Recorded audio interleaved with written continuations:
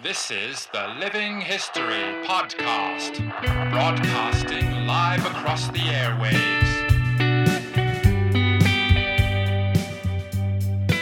Hello everyone, welcome to Living History and an episode that I think you'll really enjoy. We're speaking to Gary Sheffield, who's been on the podcast before. You'd recognise him from his books, from his TV work, but also from that previous episode of the podcast where we talked about the plans, the Nazi plans to invade England during the Second World War. So if you haven't checked that episode out, certainly do, because it was one of the most popular we've ever done. Today we're still focusing on World War II with Gary, but we're going to shift the direction slightly to France. We're going to talk about Normandy, but in particular some new perspectives on the Normandy campaign, because there's a few misconceptions out there. There's a very interesting public perception that might not actually hold up to the reality. So it's going to be great to dig into that a little bit further. Gary, thanks for joining us on Living History. Hello. I think through movies such as Saving Private Ryan and Band of Brothers, and there's obviously been, over the decades, a whole stream of movies about Normandy, and because most of them have come out of America, there seems to be this perception that Normandy was either a wholly or mostly American operation, but that's not really the story, is it? Absolutely not. It was a coalition operation, and we should never forget that the ground campaign was initially, well, in fact, up to the end of the battle, was commanded by General, as he was then, Sir Bernard Montgomery, a British commander. There was a significant number of British troops on the ground in Normandy, also Canadians and indeed some other nations. So, for example, there was a Polish armoured division serving there by the end of the campaign. And that's even before we begin to look at the massive contribution in the air and at sea of Britain. So no, it was very much a coalition operation. In fact, probably it's the last time in history that Britain and the United States have had something like equal strength on the ground in a campaign, because after Normandy, the Americans did race ahead in terms of numbers of troops. But Normandy is very, very much a joint venture. Well, you make a great point about the combined contribution there, because even from our position as Australians, there weren't a lot of Australians who landed on the beaches on D-Day or who fought with the infantry, but there were an awful lot of Aussies in the Air Force and in the Navy, without which there would, the naval and the Air Force contribution was absolutely essential for the entire Normandy campaign, wasn't it?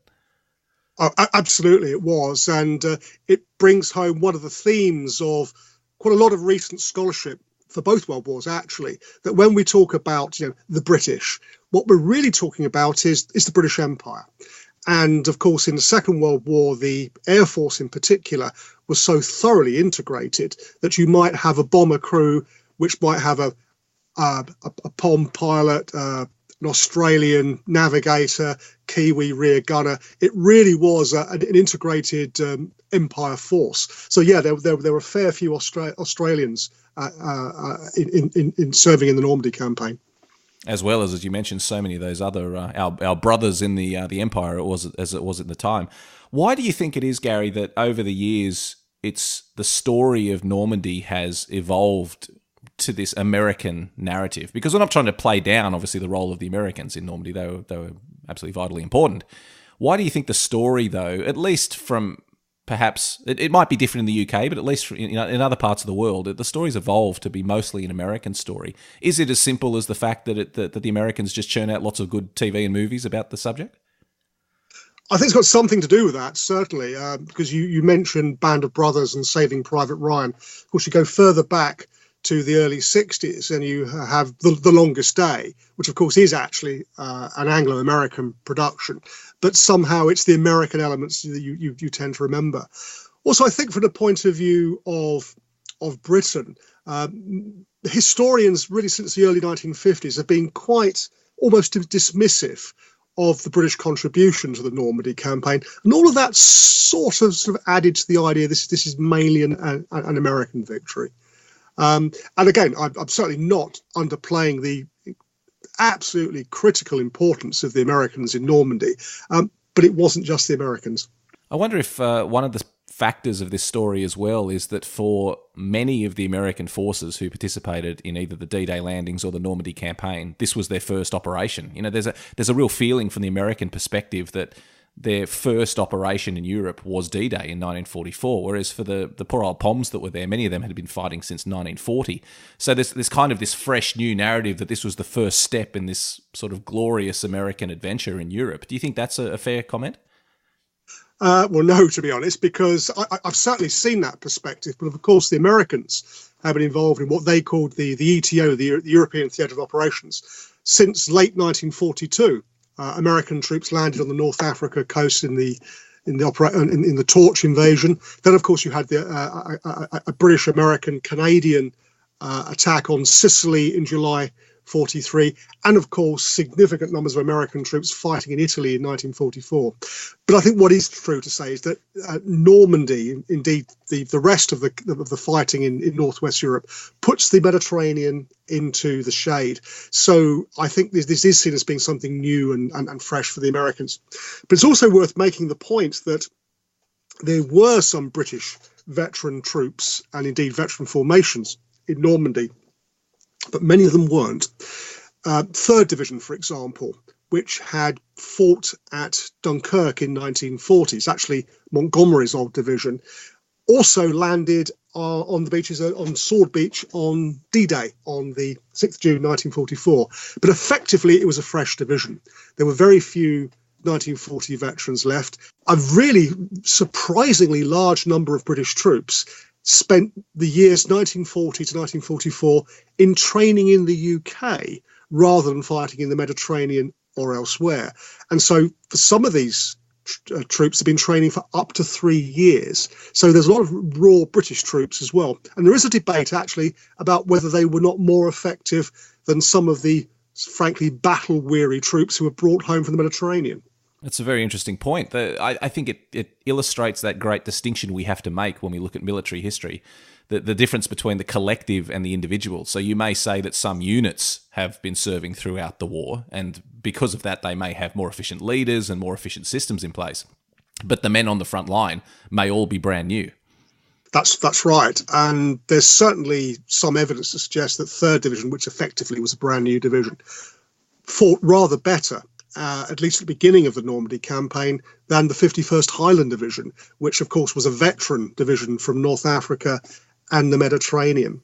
And 51st Highland Division's performance certainly improved as the campaign went on. There's some key personnel changes at the top, but there's very much a sense that people had already been through perhaps 3 pretty grueling campaigns, and they've been asked to do a 4th.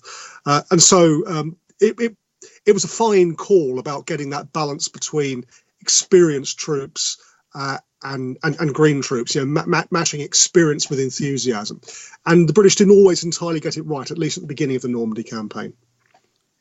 Probably one of the lines in Saving Private Ryan that got the most feathers ruffled was when there was, I think it was even Ted Danson who said it, but there was a suggestion that Monty was moving too slowly and that was holding up, the advance, and it was constricting the Americans.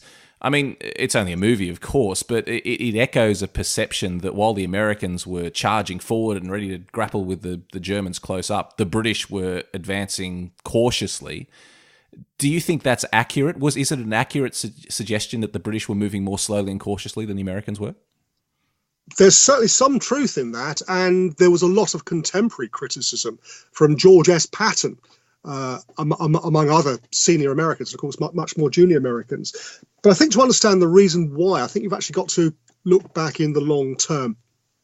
Britain, of course, in 1944 was in the 5th year of war. And as I've just said, substantial portions of the army had spent 1940, 1944 in the UK. It actually also had done a lot of fighting in Europe, in the Mediterranean and elsewhere. And of course, the big black cloud hanging over not just the British Army, but British society in this time was the First World War. And we should never forget that the senior commanders of the Second World War had been junior or middle-ranking officers in the First. So, of course, Brother Montgomery went off to war in 1914 as a lieutenant in the Royal Warwickshires, and he was badly wounded, came back and became a staff officer. He ended up as a lieutenant colonel, chief of staff of a division in 1918. And so there's a huge amount of experience of the First World War. And basically, if people agreed about nothing else, in the 1930s, they agreed that Britain could never go through another grueling, bloody experience like the Western Front. And so that's very much in the back of everybody's minds. Also, I think very important to bear in mind is that Britain basically was trying to do too much in 1944. Really, in terms of manpower, the cupboard was bare. Because if you think about it, Britain's fighting a major campaign in northwest Europe, in Normandy, in the Mediterranean. It's fighting in the Far East. It's got this enormous air force, much, much bigger than in the First World War. The Royal Navy, it's got garrisons all over the globe. Basically, it was trying to do too much. Montgomery was well aware if he took significant casualties in Normandy, in northwest Europe, his army was a wasting asset. It was not going to be easily replaced. So put all these things together, you can see why the British would rather send a shell or a bomb or a tank rather than a soldier.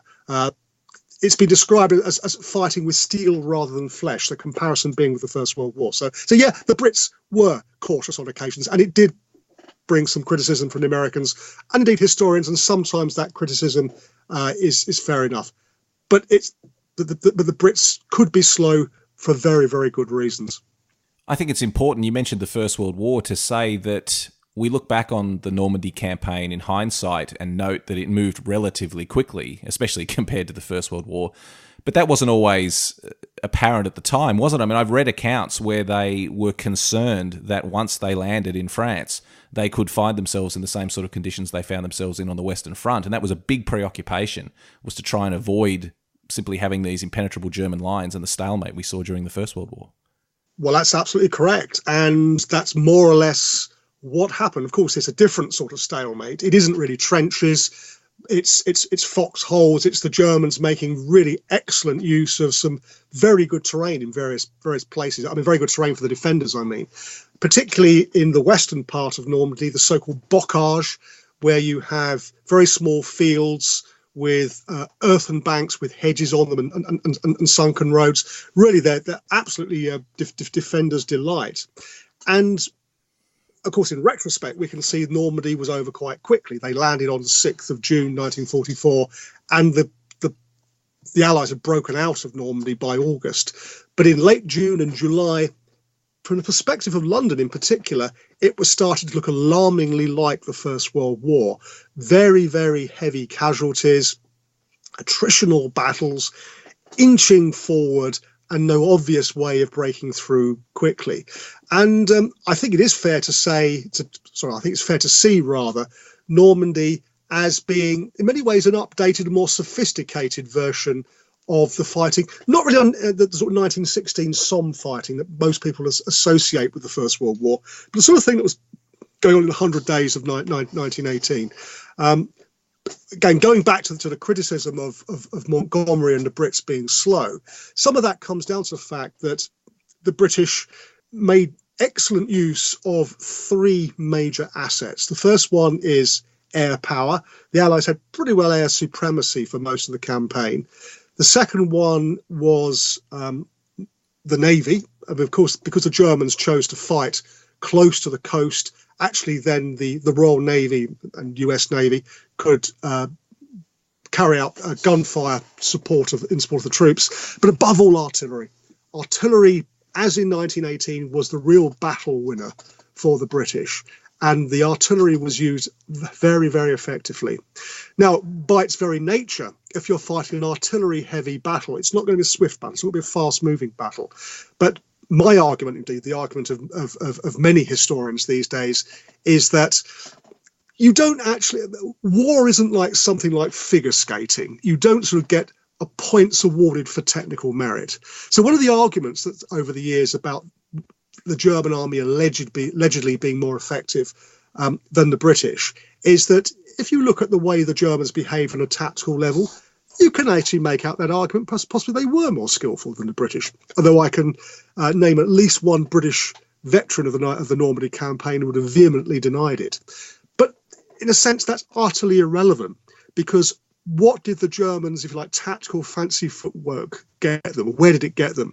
It simply brought defeat, because in the end, the grinding, attritional Allied approach, based on air power, based on heavy artillery, based on armour, ground the Germans away. And of course, in the end, the Allies won a convincing victory in Normandy. So, yeah, if we go to award points for technical merit, I can see the Germans might rate more highly than the British, but war is about winning, it's about victory. And on that basis, it's a bit difficult to disagree that the British were pretty effective in Normandy. Before we move on from this context of the First World War, I just want to throw in an interesting question. Gallipoli, many of the planners and the leaders that led the British in Normandy would have served in Gallipoli. And Gallipoli, of course, up until the big amphibious operations of the Second World War, was the largest amphibious operation we'd ever seen. Do you think that the disaster at Gallipoli weighed on the minds of planners and the other British leaders? It certainly weighed very heavily on the mind of Winston Churchill. For a long time, he was, to put it mildly, ambivalent about the entire Normandy campaign. At one stage, I seem to remember he had a sort of nightmare about the seas of France being running red with the flower of British and American manhood. And of course, as a man who was one of the prime movers behind the Gallipoli campaign, he probably had a pretty guilty conscience about that. Actually, the British, not so much in the interwar period, but while the war was going on, had actually studied amphibious warfare pretty effectively. They'd looked at Gallipoli. They'd also looked at their own operations, because, of course, another huge amphibious operation was Operation Husky, the landing on Sicily in July 1943. So 11 months before D-Day. That succeeded, but a lot of things went wrong. They learned an awful lot of lessons from that. Oddly, arguably the biggest beneficiaries from studying Gallipoli were the Americans, particularly the US Marine Corps, which basically had this amphibious commitment and spent the interwar period basically reverse engineering the Gallipoli campaign, learning what to do and learning what not to do. And that actually, I think, did have quite a significant impact on American thinking and planning for the Pacific. Ironically, though, actually the American Army planners in Europe didn't pay too much attention to what was going on in the Pacific, partly because it was a Marine/Navy operation. Also, I think there's a bit of the, I don't know if you're aware, if you don't have the phrase in Australia, the not invented here syndrome going on. So actually they weren't very keen on learning from what was going on elsewhere.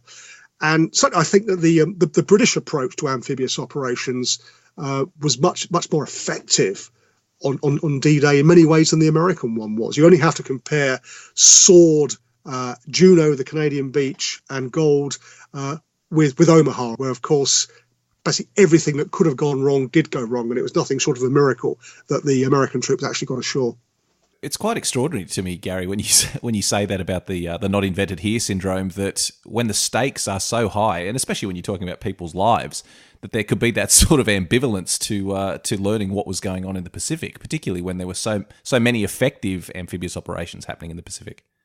It's bureaucratic politics, which always gets in the way. I mean, just to put it into context, I was doing some reading on British and American High Command before Normandy just the other day for something I'm doing at the moment.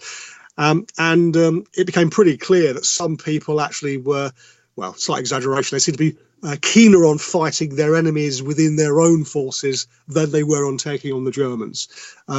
High stakes, egos at play. So I don't think we should be entirely surprised that people take that attitude, regrettable though it undoubtedly was. We mentioned that the British were potentially more cautious than the Americans wanted them to be, and were using their technology rather than flesh and blood to break through the German lines. I guess the most important question about that was it effective? Yes, I think it was. The Americans, I think it's worth bearing in mind, going back to the First World War, had only seen heavy fighting in the last 6 weeks of the war. Now, actually, the fighting was heavy. They took significant casualties, but because it didn't last very long, in absolute terms, American casualties were quite light in comparison to the British and the French and so on. And so in the Second World War, I think the Americans had a sort of almost the mentality the British had in the First. They were willing to take very, very heavy casualties in order to achieve objectives. Now, the Brits simply didn't do that. Society had changed. I think you can argue that for the Americans, their, if you like, sort of Somme moment, which actually affected the British, came 25 years later in Vietnam, which made the Americans somewhat casualty averse. But I think the British methods actually did work. If you look at operations like the attritional battles like Goodwood, Epsom, they worked in the sense of grinding down the Germans, inflicting attrition, and ultimately that was all about. I mean, certainly there are some tactical mistakes. So, for example, the British in Operation Goodwood make a very, very bad mistake in separating the armour from the infantry, but they learn from that, and by the end of the Normandy campaign, they're starting to put things right on that front. It's worth bearing in mind, you said about not invented here syndrome. The British actually are very poor about learning lessons from the Mediterranean. I think there is this view that not all the lessons that come from the desert or Italy are appropriate to Northwest Europe. And up to a point, that's fine. But basic things like the importance of infantry and armour cooperation have to be learned again from scratch, which is pretty amazing given that we're in the fifth year of a war and an army's been fighting in it. So the Americans, by no means the only people who actually have this not invented here syndrome, and it's pretty damaging.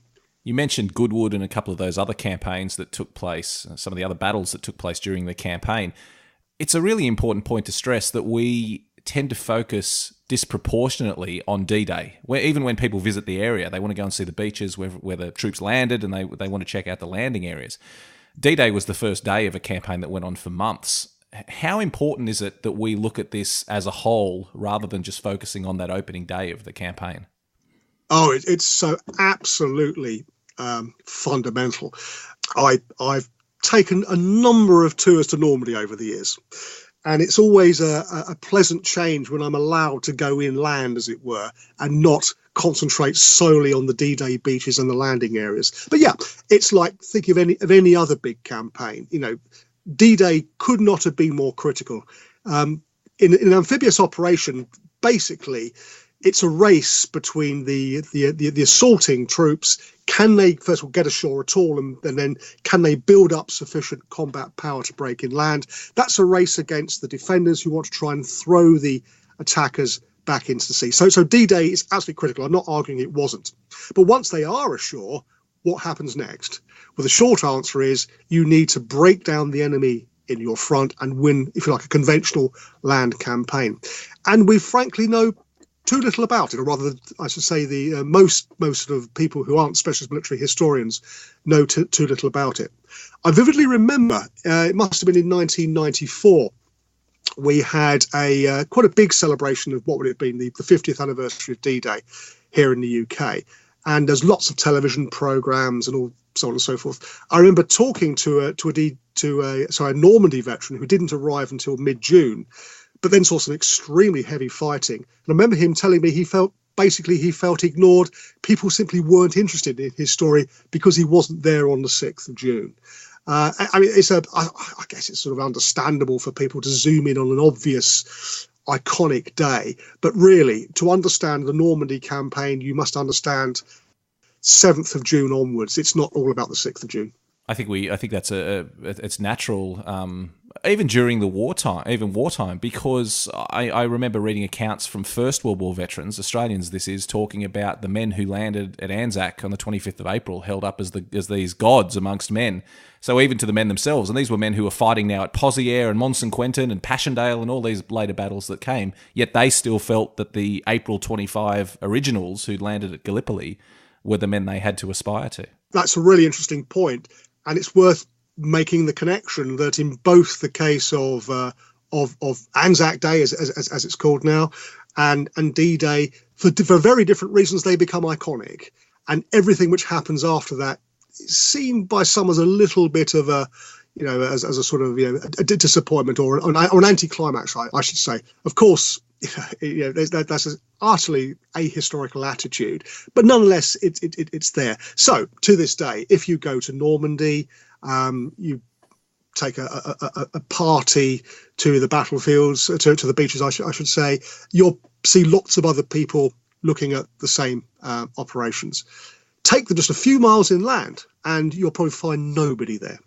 In fact, one of the my favourite battlefield walks in Normandy is to walk the path of 15th Scottish Division's attack during Operation Epsom in late June, and you can walk along a road, and you can walk from different memorials, different places, and you really get a sense of probably nobody has been there since last time you were there. I mean, exaggeration, but you take my point. Normandy, the inland fighting in Normandy has been sort of scandalously neglected in the popular media and in popular books. And of course, it's quite telling that even when you do get a popular book on Normandy, such as I think Anthony Beevor's from a few years ago, it has to be given the title D-Day, even though of course it's about a lot more than that, because the Normandy campaign, it doesn't ring that many bells. D-Day, everybody knows what it means. You touched earlier in the conversation, Gary, on the Germans and their tactical abilities compared to the Allies. Let's dig into that a little bit deeper, because even to today, there is a perception that the Germans were the superior fighting force and they were simply overwhelmed by the industrial might of the collective Allies. Talk to me a little bit about that. Is it fair to say that the Germans were a superior force? Did they have superior equipment? Was Blitzkrieg a revolution? I mean, that could probably take up a whole podcast on its own, but just give me your perception in terms of the Normandy campaign and the efficiencies of the Germans versus the Allies. Okay, like all myths, the idea of massive German tactical superiority in Normandy contains a grain of truth. There is no doubt that German troops were very tough, very, very resilient, and very difficult to beat at the tactical level. There's all sorts of reasons for that. One of them is fairly straightforward, that the Germans actually had a very impressive and generally quite efficient system of supplying officers. And it's worth making a comparison here with the British or with the Canadians, where you tended to get soldiers who either came straight from civilian life, or possibly they'd passed through or actually, in fact, most did pass through the ranks by the later stages of the war. But they would then go off to an officer cadet unit, an OCTU, officer cadet training unit, and they would be trained, and then they would be posted to their units, and then they would lead them into battle. And it might well be the first time they heard a bullet fired was when they were taking their platoon into action. Sidney Jarry, the author of 18 Platoon, one of the best books on combat experience in Normandy, in the rest of the North European campaign I've ever read. That's certainly true in his case. He took command of a platoon in the 4th Somerset Light Infantry and 43rd Division. The Germans, on the other hand, their officers tended to be hard-bitten ex-NCOs with experiences of the Eastern Front or Italy. In other words, there was a much more experience at sort of battalion, company, platoon level, and undoubtedly told. The Germans also, by no means all of them, were sort of Nazi fanatics, but of course they even in units where you didn't have Nazi fanatics, there were sufficient people there who were ideologically fired up, actually to make people fight. As in, it was very, very ruthless in dealing with people who refused to fight. Later on, as the war was obviously being lost in early 1945, there were, lots of examples of German troops being shot out of hand or hanged by the zealots to keep the others in the line. And German kit, or at least some of it, actually was very good. There's no two ways about it. But we must immediately counterbalance that. Were the Germans tactically superior to the British? Well, certainly Sidney Jarry, who I knew fairly well, would certainly not agree with that. I remember being with him at a conference on D-Day in, I think, 2004, in which he stood up and said, well, I've read these books saying how wonderful the Germans were. All I know is every time we came up against them, we beat them. By we, he meant, of course, his platoon of the 4th Somerset.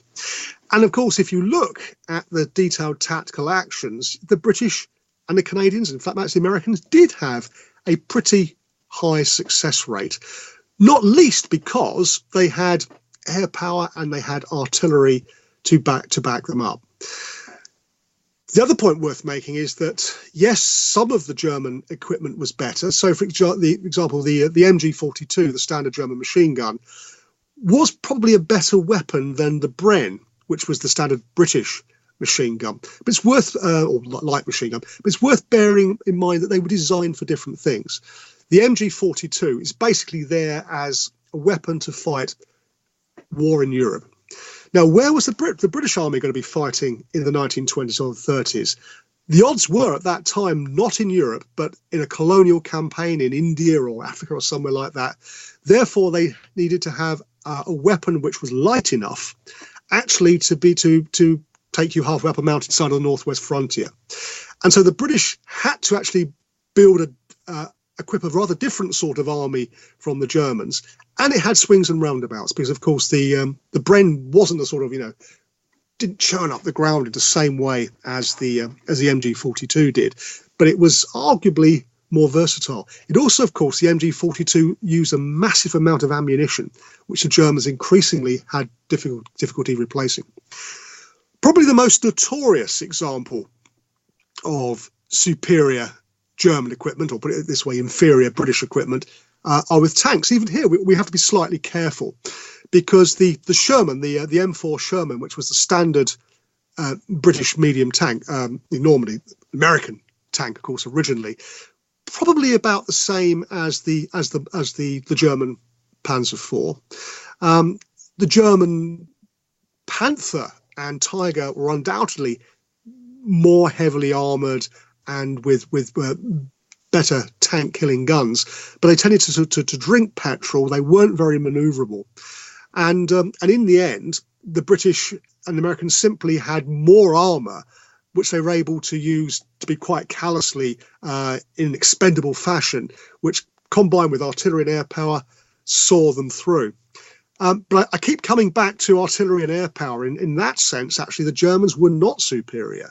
The British and Americans had more and on the whole better artillery and aircraft, and actually plenty of them.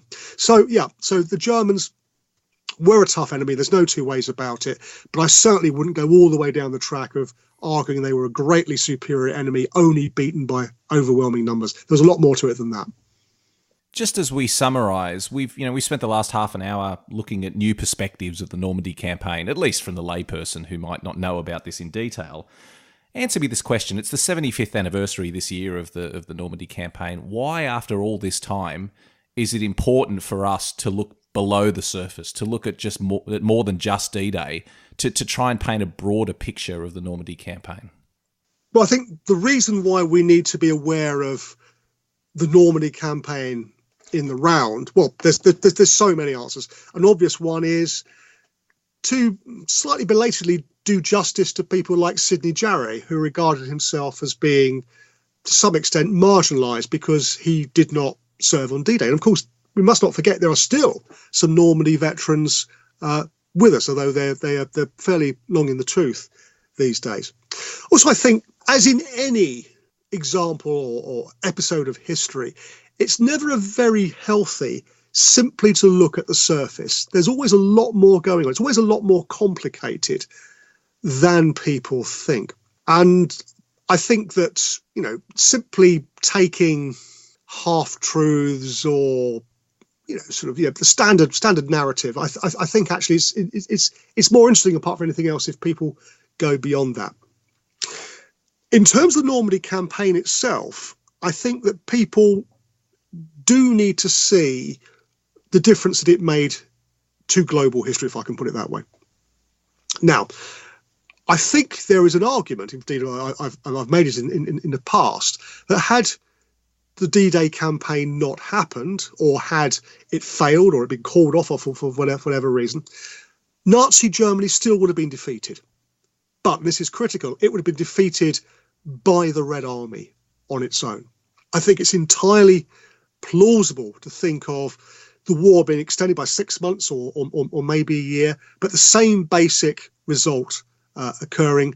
Only this time, the Red Army does not stop in middle of Germany. It actually goes on and occupies the Netherlands, Belgium, even arguably France. So, quite aside from the argument about the importance of D-Day in defeating Nazi Germany, and I think it was important, the British and Americans and Canadians and their allies played a very significant role in that. It's also about getting a footprint back on the continent of Europe for the democratic powers. I remember, I think it must be back in 2004, I did one of these sort of what-if radio programs for the BBC in which we were speculating what would have happened if D-Day had failed or not taken place. And we came to the conclusion that, pretty well what I've just said, that actually Europe would have been occupied in 1946 or 1947 by the Red Army, and Britain would have become the front line in a new Cold War rather than what actually happened in reality, the front line being the inner German border. And so this is not just about the defeat of Nazi Germany, important though that undoubtedly was. It's also about ensuring that liberal democracy actually has a chance to thrive in Western Europe for the next 50 years. Now, you don't often think of it in those terms because we think very much about the Second World War as being all about the democracies against the Nazis. Somehow we've managed to sort of block out of our collective memory what actually happened immediately after the war. Now, of course, during the war itself, the Soviet Union was extremely popular, certainly in Britain. I think because people recognised that the Red Army was doing the heavy lifting of smashing up the Wehrmacht, that basically the British and their allies had done on the Western Front in the First World War. One of the reasons why British, Canadian and American casualties in the war against Germany were relatively low in comparison to the First World War is because the British and their allies didn't do as much heavy fighting. And the reason for that is because the Germans were engaged 1941 to 45. For that entire period, their major campaign is against the Soviets, not against the Allies. There is this falling out at the end of the war. It's probably inevitable it's going to happen given the ideological differences between Stalin, Soviet Union, capitalist United States, imperialist Britain. But actually, both at the time and now, it's important to recognise there's a very strong political dimension about getting a footprint on the continent of Europe for the democracies. If D-Day had failed, if the Normandy campaign hadn't ended in victory, it's entirely possible it would not have just have been Poland and East Germany and all these other states which were under Soviet domination for 50 or more years. It would have been Western continental Europe as well. It's a fascinating point. It's staggering to think of the outcomes that would have occurred had the Normandy campaign not taken place and had the Allies not been fighting in Western Europe at the same time. Of course, it's completely unprovable one way or the other because it didn't happen.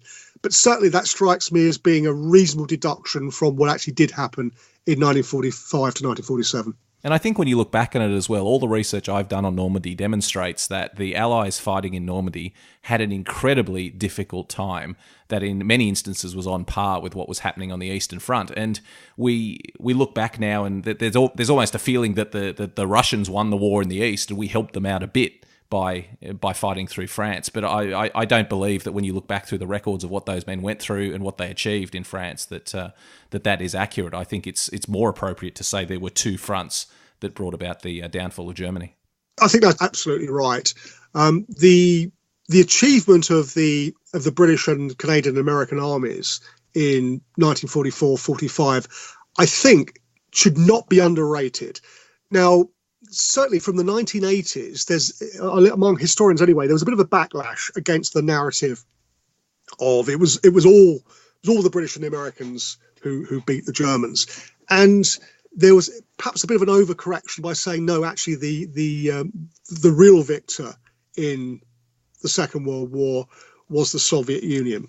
I think if we rebalance that to say actually the most of the fighting, or the majority of the fighting, I should say, was actually done by the Red Army, that's fair enough. But actually, if you look at what the Western Allies did achieve, it's very significant. And at the very least, the war would have been prolonged maybe for another 12 months if the Allies had not won in the in Western Europe. And of course, we haven't mentioned Italy hardly at all, because that's another front that's involved in.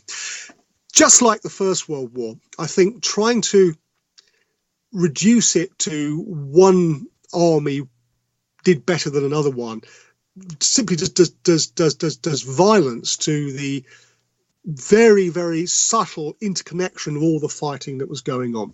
So I think a fair assessment is that the Soviets carried out very, very impressive victories on the Eastern Front, but the Western Allies had their equivalent in the West as well. The major difference is they're on a different scale. There's fewer of them and they're smaller, but they are remarkably significant, and we shouldn't lose sight of that. Gary, it's been wonderful to talk to you. I always love having you on the show, and the times that we've been fortunate enough to sit down over a beer and talk about this as well is they're always fascinating. I just love getting your perspectives on this, so thank you very much for that.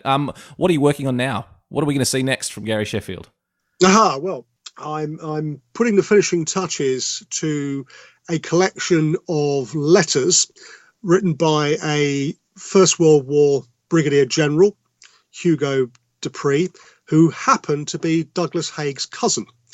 And the book actually should have been finished by now, but at the end of last year, I met a member of the Haig family who told me about this collection of papers that no historian had seen before. And I went up to Scotland and saw them, and lo and behold, they include some previously unused letters of Douglas Haig himself. And so actually, this book is slightly delayed, but that'll be coming out later this year. My longer term project, the one I'm actually doing mostly, is a book called Civilian Armies, which basically looks at the experience of British and Dominion soldiers across the two world wars. So one of the reasons I've been in quite a lot of reading on Normandy recently is that one of my case studies is going to be a comparison of DDay and Normandy with Gallipoli. And so at the moment, both Gallipoli and Normandy are very much uppermost in my mind. Wow, fabulous stuff. We've got a lot of material there for future podcasts, so I look forward to getting you back on to talk about those again in the future. Gary, as always, it's been a wonderful pleasure. Thank you so much for joining us. Thank you very much indeed.